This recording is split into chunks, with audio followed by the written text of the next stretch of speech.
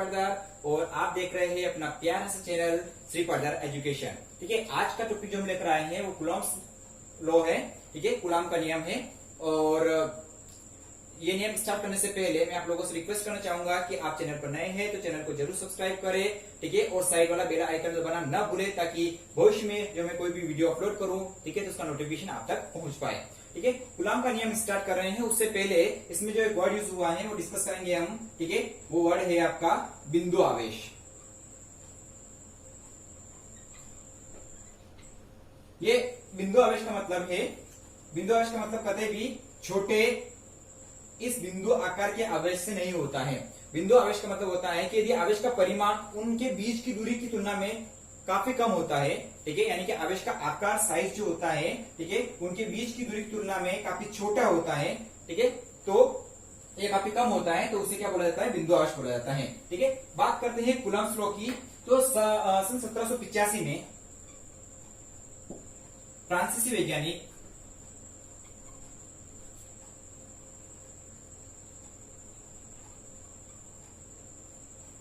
CA कुलाम, Charles Augustin कुलाम ने इस नियम का प्रतिपादन किया था। ठीक है, और उन्होंने दो बिंदु आवेशों के मध्य लगने वाले बल को प्रतिपादित करने के लिए एक प्रयोग किया है। ठीक है, उसके आधार पर इनका इसको नाम दिया गया है कुलाम का नियम। ठीक है, डिस्कस करते हैं। तो उन्होंने कहा इस नियम के अनुसार, ठीक है, दो बिंदु आवेशों के मध्य लगने वाला आकर्षण या प्रतिकर्षण बल, दो बिंदु आवेशों के मध्य लगने वाला आकर्षण या प्रतिकर्षण बल उन बिंदु आवेशों के परिमाण के गुणनफल के अनुक्रमानुपाती तथा उनके बीच की दूरी के वर्ग के व्युत्क्रमानुपाती होता है। ठीक है, और यह बल दोनों आवेशों को जोड़ने वाली जो लाइन होती है, रेखा होती है, उसके अनुदिश लगता है। यानी ये बल कौन सी प्रवृत्ति का है, केंद्रीय प्रवृत्ति का है, जो आप 11th क्लास में गुरुत्वाकर्षण का सार्वत्रिक नियम पढ़ चुके हैं। बिल्कुल उसके मिलता जुलता ही है। वहां पर हमने द्रव्यमान यूज किया था और यहाँ पर आवेश यूज कर रहे हैं। ठीक है, देखते हैं यहाँ पर हमने दो आवेश लिए, माना कि दो आवेश है, कौन सा है, एक तो बिंदु आवेश है, कौन सा है, Q1 और एक Q2। इनका साइन हमने डिस्कस नहीं किया, दोनों पॉजिटिव हो सकते हैं, दोनों नेगेटिव हो सकते हैं। ठीक है, एक पॉजिटिव नेगेटिव हो सकता है, इसलिए हमने वर्ड कौन सा यूज किया है यहाँ पर, आकर्षण या प्रतिकर्षण बल। ठीक है, अब हम यहाँ पर डिस्कस करेंगे। और दो आवेश लिए हमने, कौन सा, Q1 Q2, और दोनों के बीच की दूरी जो हमने कितनी ली है, R ली है। माना कि इन दोनों के बीच लगने वाला बल जो है वो क्या है, F है। तो इस नियम के अनुसार क्या है कि इनके बीच लगने वाला बल दोनों आवेशों के गुणनफल के परिमाण के गुणनफलों के अनुक्रमानुपाती, यानी कि Q1 और Q2 का गुणा करें, यानी कि जो बल लग रहा है इन दोनों के बीच में, ये बल Q1 और Q2 के गुणनफल के अनुक्रमानुपाती तथा इनके बीच की दूरी के वर्ग के व्युत्क्रमानुपाती होता है। पहले वाले को हमने समीकरण नंबर 1 नाम दिया, दूसरे वाले को समीकरण नंबर 2 नाम दिया। समीकरण 1 और 2 को दोनों आपस में मिलाने पर एक जो है अनुक्रमानुपाती हो जाएगा किसके, Q1 Q2 upon R square के। जैसे ही यहाँ से अनुपाती निशान हटेगा, यहाँ पर एक नियतांक लगेगा। हमने यहाँ पर एक नियतांक लगाया K। ठीक है, अब ये K जो है, K क्या है, यहाँ पर एक समानुपाती नियतांक है जिसका मान दो चीजों पर निर्भर करता है। एक तो दोनों आवेशों के मध्य जो माध्यम है उसके ऊपर, दोनों आवेशों के मध्य हवा है, वायु है, या कांच है, या जल है, जो भी दोनों आवेशों के मध्य जो माध्यम है उसके तथा मापन की पद्धति पर निर्भर करता है। हम कौन सी पद्धति में इसका मापन कर रहे हैं, एसआई पद्धति में मापन कर रहे हैं या सीजीएस पद्धति में मापन कर रहे हैं। ठीक है, तो उसके ऊपर ये निर्भर करता है। ठीक है, तो दो बिंदु आवेशों के मध्य लगने वाला आकर्षण या प्रतिकर्षण बल उन दोनों आवेशों के परिमाण के गुणनफल के अनुक्रमानुपाती होता है तथा दोनों के बीच की जो दूरी होती है उसके वर्ग के व्युत्क्रमानुपाती होता है। ठीक है, यहां तक आप लोगों को समझ में आ चुका होगा, नोट्स आप बना लीजिएगा। डिस्कस करते हैं आगे। यहां पर अब दो स्थितियां जन्म लेती हैं। कौन सी स्थितियां जन्म लेती हैं, दो। स्थिति नंबर 1 और स्थिति नंबर 1 यानी कि मापन की पद्धतियों पर निर्भर करता है। तो मापन की दो पद्धतियां होती है, एक एसआई पद्धति और एक सीजीएस पद्धति। तो दोनों में इसका मान अलग अलग होता है। सबसे पहले हम एसआई सिस्टम लेते हैं। एसआई पद्धति में क्या होगा वो डिस्कस करते हैं, उसके बाद हम सीजीएस पद्धति पर आएंगे। ठीक है, तो स्थिति नंबर एसआई पद्धति में, ठीक है, एसआई पद्धति में जो भी हमने समीकरण नंबर 3 देखा था यहां पर, ठीक है, एसआई पद्धति में नंबर 1 अगर स्थिति हम यहां पर ले, ठीक है, दोनों आवेशों के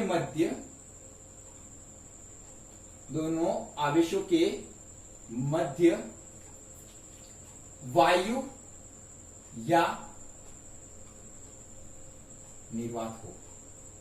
ठीक है, दोनों आवेशों के मध्य कौन सा माध्यम हो? वायु या निर्वात, मतलब अंदर कुछ भी नहीं है।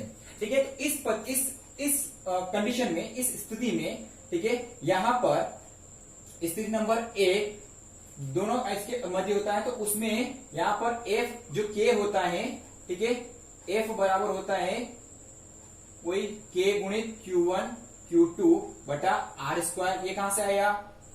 समीकरण नंबर 3 से। समीकरण 3 से ये देखा। ठीक है, तो उस स्थिति में यहां पर जो के का मान होता है वो होता है 1/4πε0 ये होता है, और इसका जो मान होता है वो होता है 9 गुणित 10⁹ कूलाम मीटर स्क्वायर,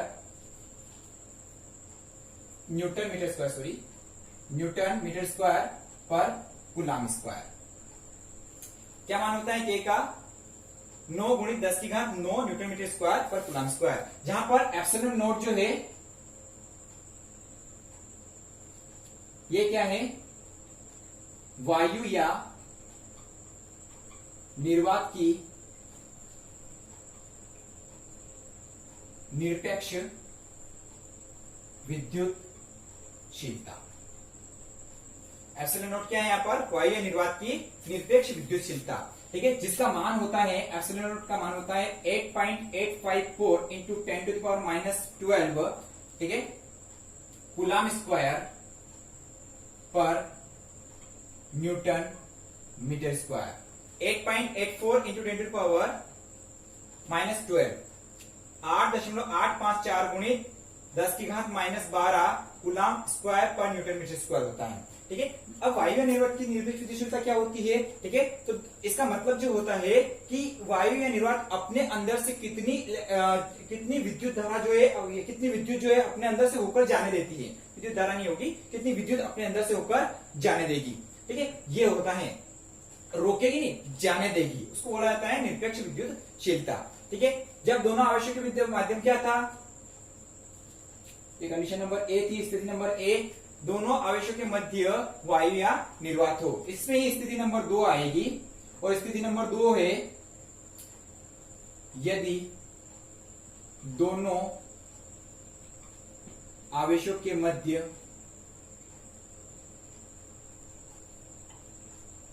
वायु या निर्वात के अलावा अन्य कोई माध्यम हो।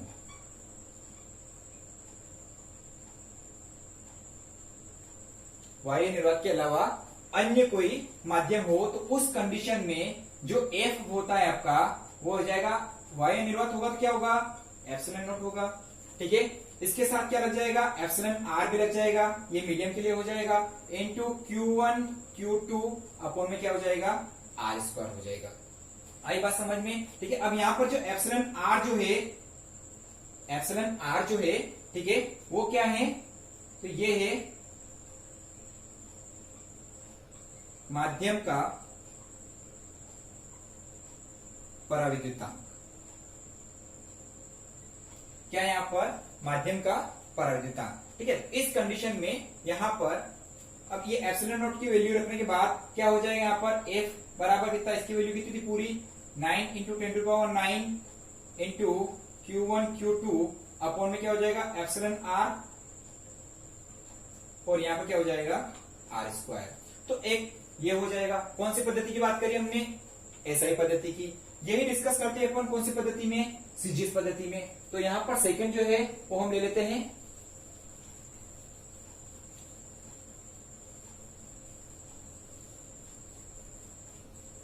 कौन से सिस्टम की बात कर रहे हैं हम? सीजीएस सिस्टम की। ठीक है, तो सीजीएस पद्धति में,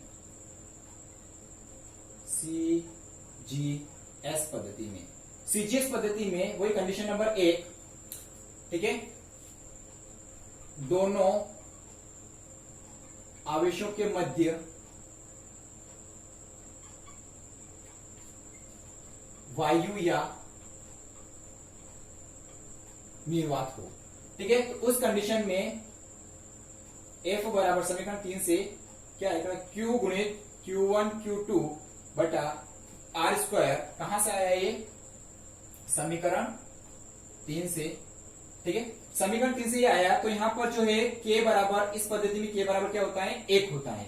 K का मान कितना होता है, ठीक है, तो क्या होगा, F बराबर Q1 Q2 बटा आर स्क्वायर, और यह क्या हो जाएगा, इससे पहले एसआई पद्धति में यहाँ पर न्यूटन ने लिखा था, आप न्यूटन लिख लेना वहां पर। ठीक है, ये सीजीएस पद्धति में फोर्स का जो मात्रक होता है, यानी फोर्स की जो यूनिट होती है वो क्या होती है, डाइन होती है। ठीक है, सीजीएस पद्धति में। और एसआई पद्धति में क्या होता है, फोर्स का जो मात्रक होता है वो क्या होता है, न्यूटन होता है। तो न्यूटन लगा लेना आप। तो के बराबर कितना, ए बराबर कितना हो जाएगा, ये हो जाएगा। क्लियर है। उसके बाद वायु निर्वात के अलावा अन्य कोई माध्यम हो,